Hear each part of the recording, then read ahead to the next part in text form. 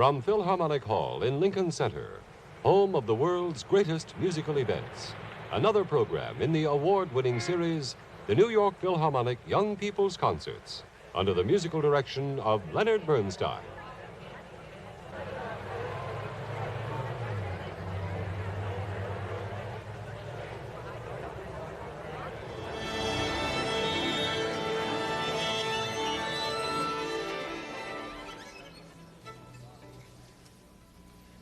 And here is Mr. Bernstein.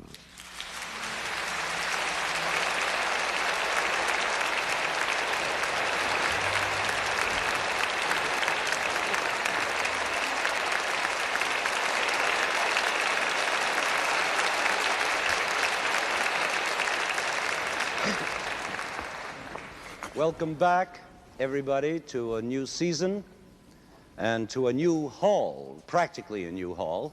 The walls have been changed, the seats are new, the plush is gone, and the warm color of wood has replaced the old dark blue, and all sorts of things have happened to improve the sound of our hall. And at last, I'm happy to say it works. So to start off, we're going to let you hear the new sound of Philharmonic Hall by playing for you a short, brilliant piece by Wagner. Those of you who have seen a recent film called Help may recognize this piece as the background music of one of those wild fight scenes, but others of you may simply recognize it as the exciting prelude to the third act of Wagner's opera Lohengrin.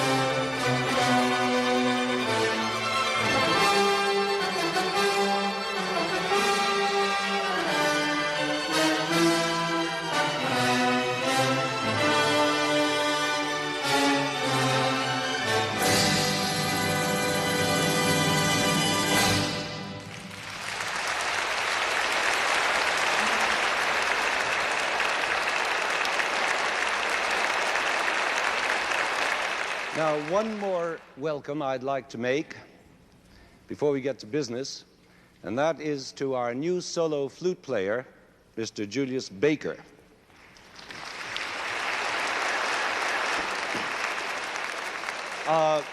Mr. Baker, would you favor us with a sample of your art?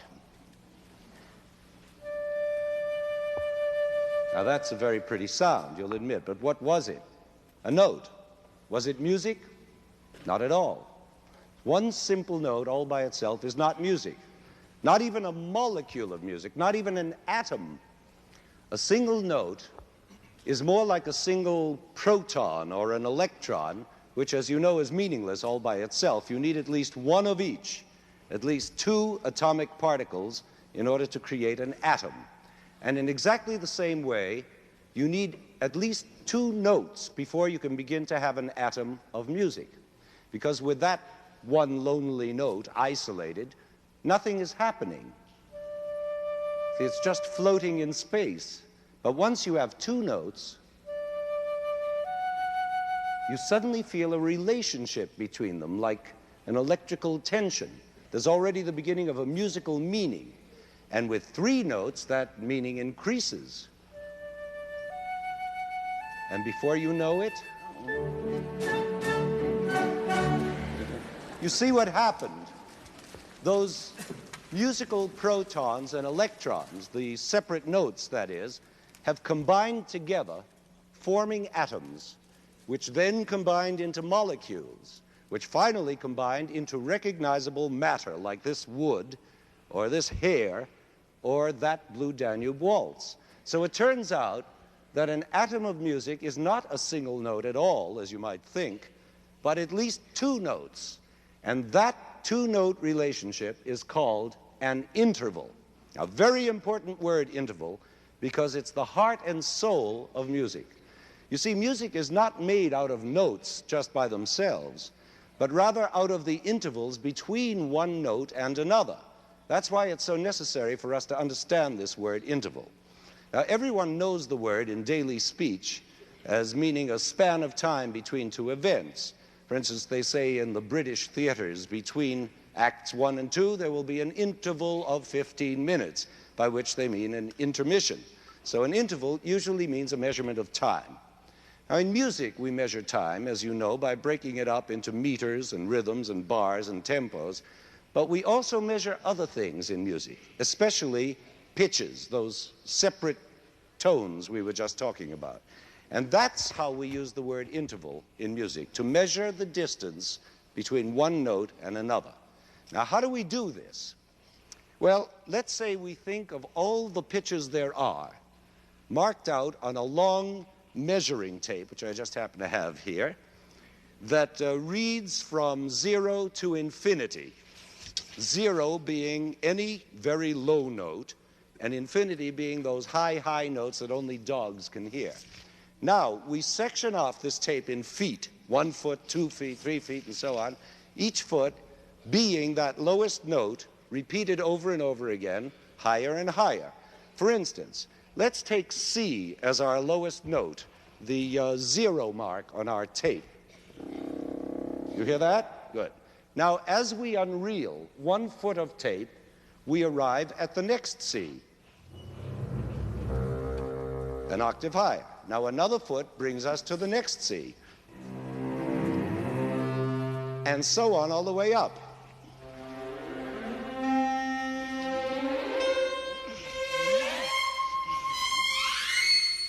You see how it works?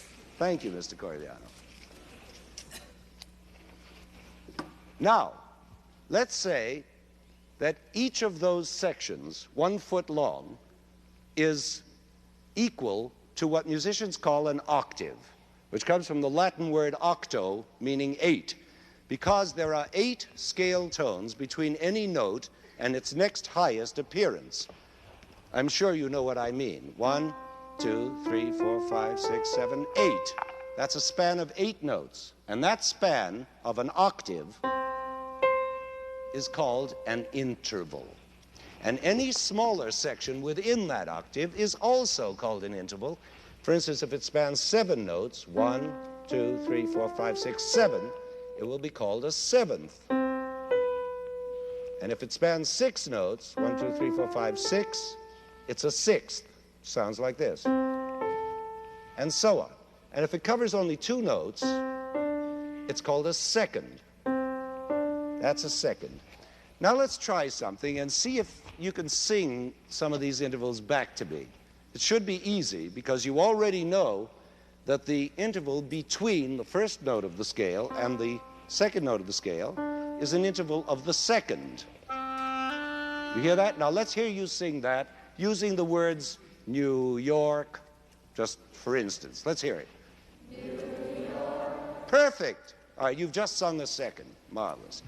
Now, from the first note to the third note makes an interval of the third. Let's hear you sing that. New York. Fine. Now let's hear you try a fifth. Listen to a fifth. No, what are we up to? A fourth. Try that. Great. Now a fifth. Good. Great. A sixth.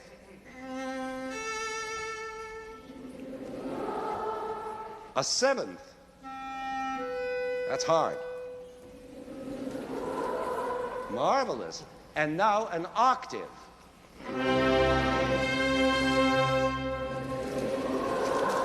Oh, divine. Well, you've just sung all the intervals in the scale. Great. Bravo.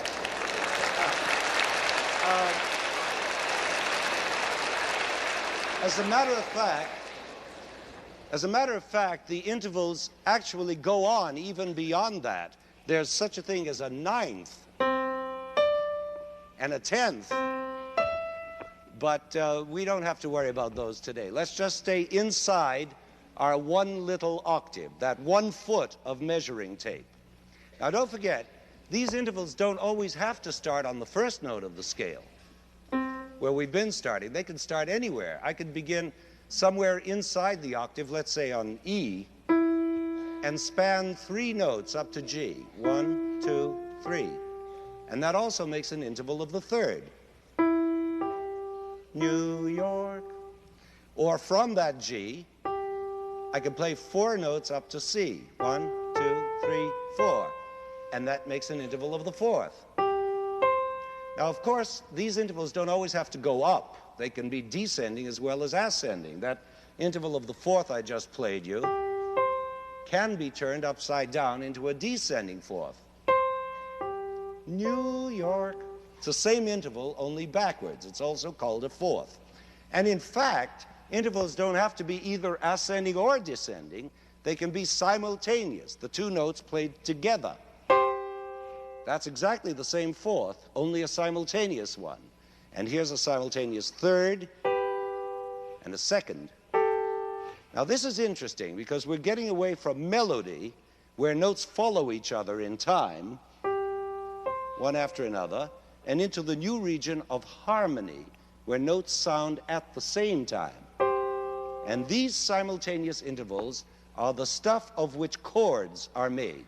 You take that fourth I just played and add another note to it, this one, and you've got a chord. You see? So, you see, intervals work both ways. They work horizontally, and you see that? That means melodically, one note going to another, and they work also vertically, which means harmonically at the same time. Thank you, gentlemen.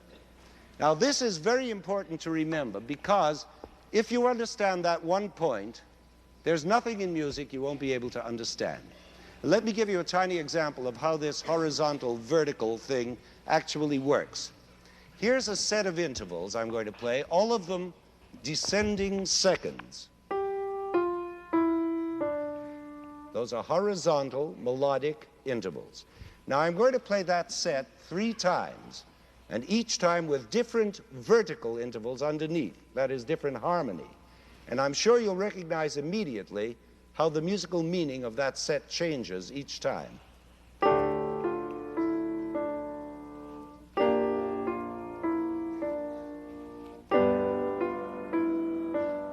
Does that sound familiar to anybody in this house? Not at all? Well, it should, because it's the pattern of our old friend Help, as sung by the Beatles. Help me if you can, I'm feeling down, and I do appreciate you being round. Help me get my feet back on the ground. Won't you please song? Nobody dared to sing. I thought you'd all come in with it. Well, you had your chance. And I've had my chance at the piano. I think it's about time the orchestra played something. And what they're going to play is one of the great classics of all time, the first movement of Brahms' Fourth Symphony. Now, this giant step that we're taking from the Beatles to Brahms is actually not such a big jump in terms of intervals themselves, because after all, both kinds of music are made of intervals, the same intervals. And if you could recognize them in Help, there's no reason why you can't recognize them in Brahms' Fourth Symphony. But there's only one other thing you should know before you can really appreciate the Brahms, and that is the idea of inversion, the inverting of intervals. Now, this is a bit tricky, so listen closely. To invert something means, as you know, to turn it upside down or backwards. So you'd think that to invert an interval, let's say this ascending second, would mean simply to play it backwards, a descending second. But that's not what inversion means at all. To invert an interval, you may play the two notes either forward or backward, as you choose, but in the opposite direction. Does that seem too hard? It isn't really. Just look.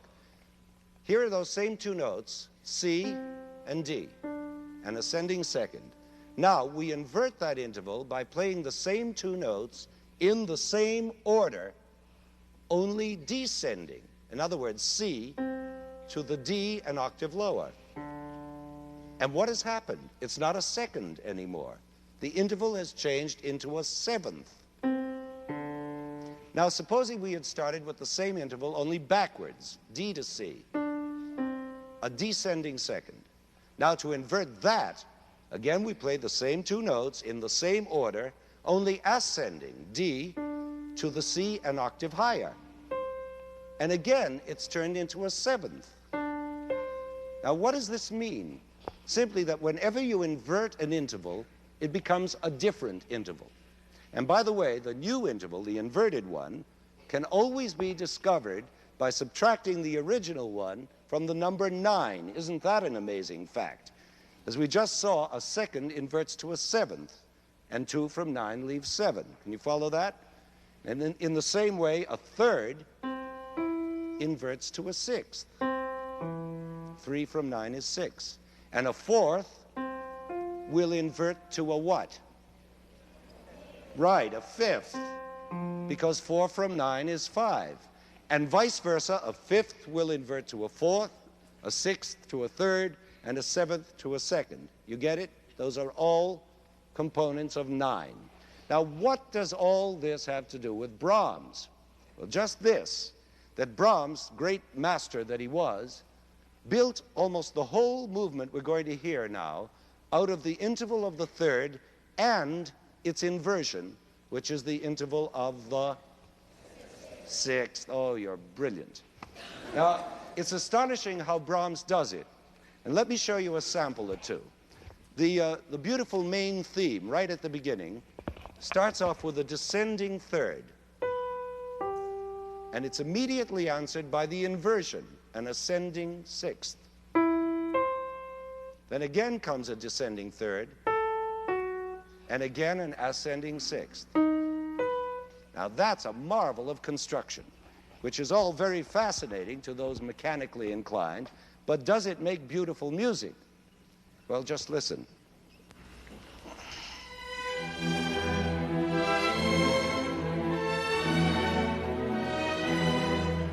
Quite promising, isn't it? And that's just 4 little bars of music. Now, of course, Brahms can't just stick to thirds and sixths forever. In the next phrase, for instance, he expands the descending interval to an octave. Then again a rising third, and again an octave, and again a third. And then as he goes on developing his theme, of course, other intervals come into play, fourths, seconds, and whatnot. But the important thing is that the beginning of that theme, those first 4 bars out of which the whole movement is going to be made, is all intervals of the third and its inversion, the sixth. Now let's jump ahead to the next theme in this movement. And what do we find? Again, it's almost all built on thirds.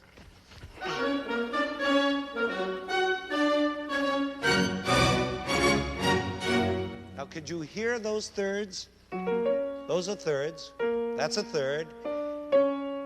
Again, thirds. A third. Third.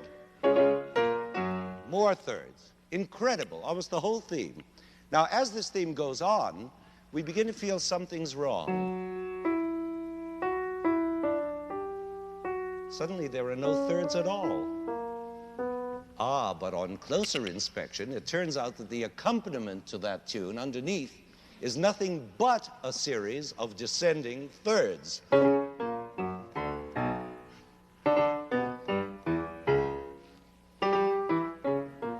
Now, isn't that lucky? And isn't it typical of Brahms, the master builder? Now, listen to how that theme and its accompaniment of thirds sounds in the orchestra.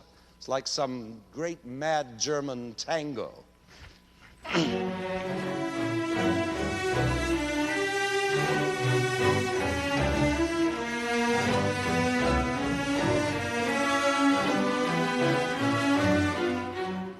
It's simply miraculous what can happen to a little interval of the third, isn't it?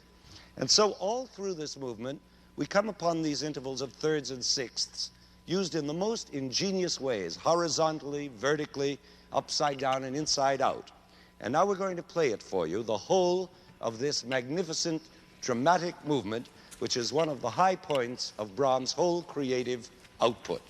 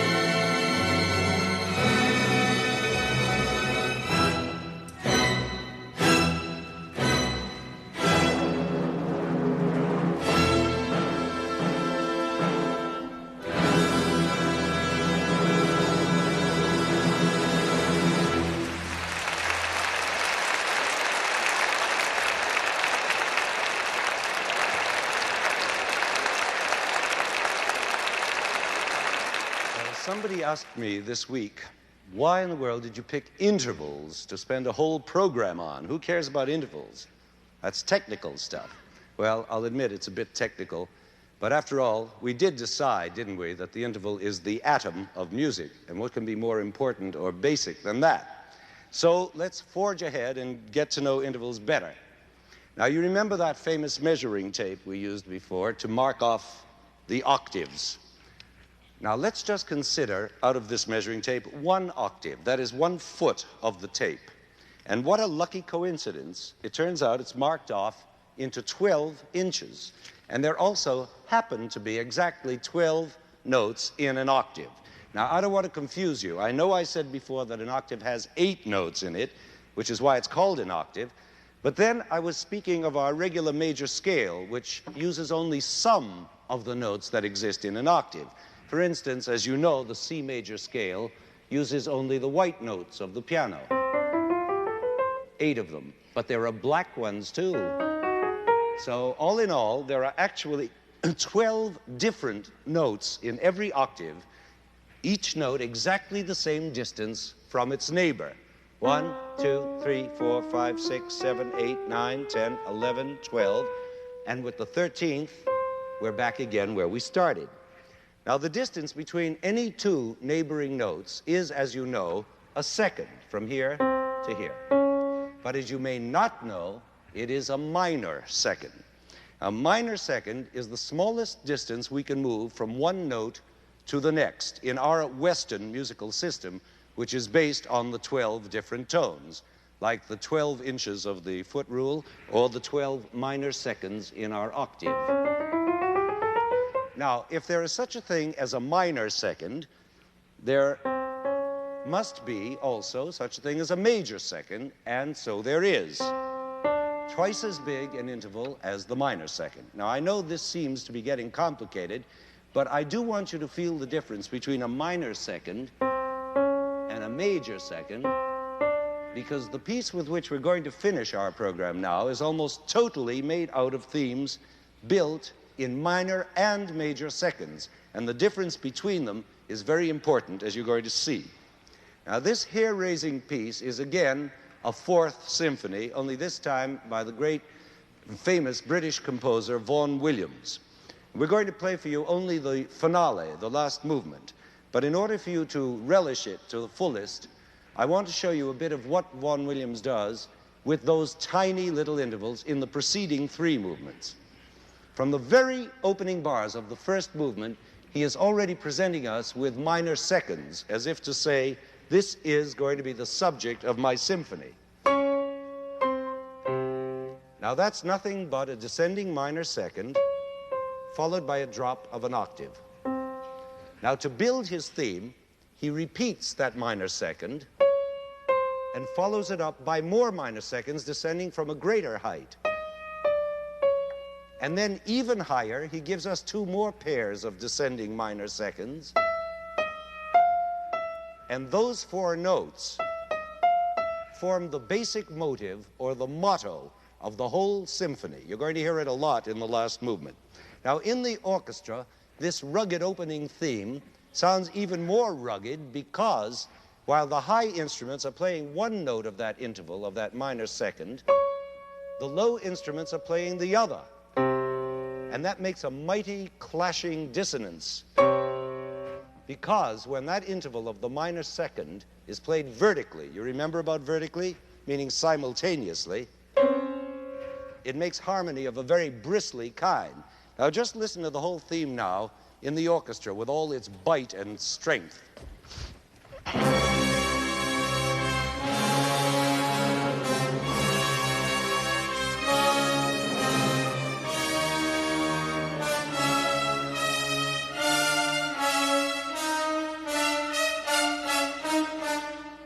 Pretty bristly, isn't it?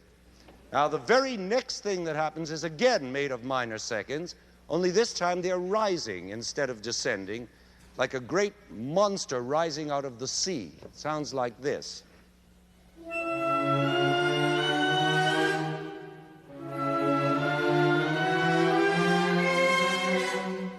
You see what can be done with minor seconds. You can have all sorts of music. And so it goes.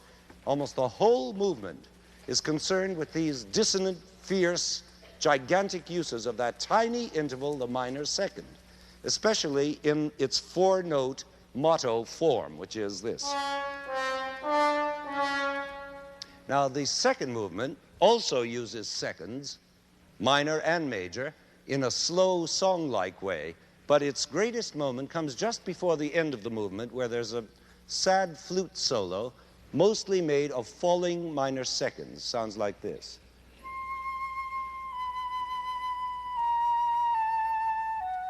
And underneath that flute solo, the harmony in the trombones consists of four very soft chords, which, as if by magic, spell out the four-note motto from the first movement. Just listen.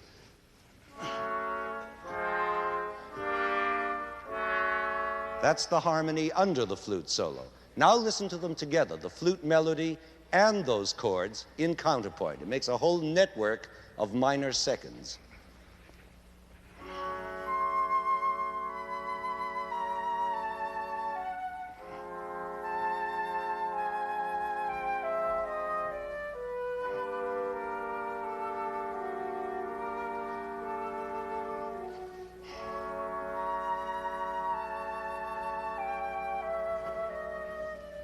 Beautiful. And what a mysterious atmosphere it makes with those tiny little intervals.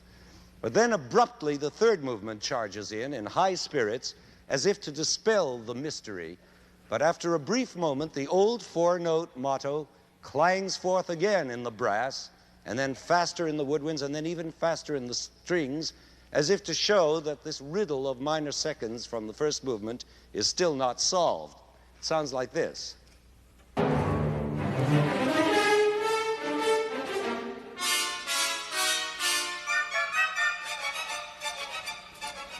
You hear that? Now, it seems as if all the three movements so far have been bent on solving the mystery of those minor seconds that we heard at the beginning. But now in the last movement, we finally get the feeling of having solved it as it breaks in with this great jolly tune.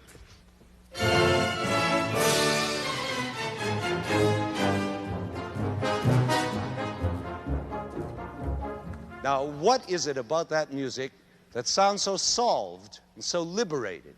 It's just this, that after all the messing around with those crabbed little intervals of minor seconds that we've been hearing for three movements, we finally arrive at a triumphant tune that opens up into a major second. Now, obviously, major seconds aren't all that wide open compared to fourths, for instance, or fifths, which are really wide open. But compared to the scrunchy little minor seconds we've been hearing in every conceivable form for 3 movements, this major second seems like the gates of heaven itself. And there you have the real magic of intervals. In the hands of a composer who's a genius, a modest, humble little major second can have a mountainous majesty. And so all through this final movement, you'll hear the interval of the second used for all it's worth, major and minor, descending, ascending, in all kinds of rhythms, and combined with all the different themes of the finale in a dazzling display of counterpoint, which finally works itself up into a frenzy of major and minor seconds. But at the very height of this exciting build-up, when everything is going like gangbusters, on the very last page, the composer suddenly hurls us back into the dissonant rage of the opening movement, and with 6 final hammer blows, the symphony comes to a savage end. Now, why this sudden, brief, angry, dissonant ending after a whole joyful movement that made us feel we'd solved something at last? Well, it's as if Vaughan Williams were telling us, ladies and gentlemen, boys and girls, that's life.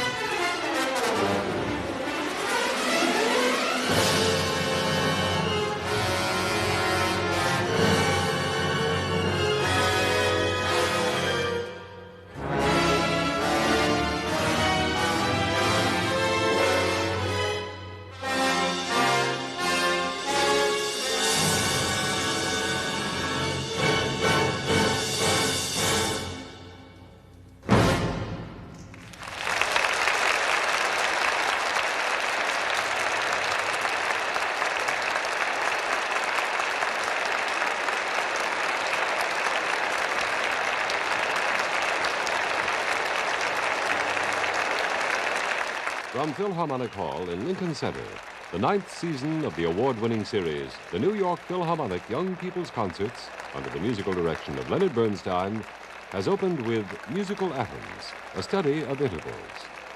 Featured today with a prelude to Act 3 of Wagner's Lohengrin, the first movement of Brahms' 4th Symphony, and the finale of the 4th Symphony by Vaughan Williams.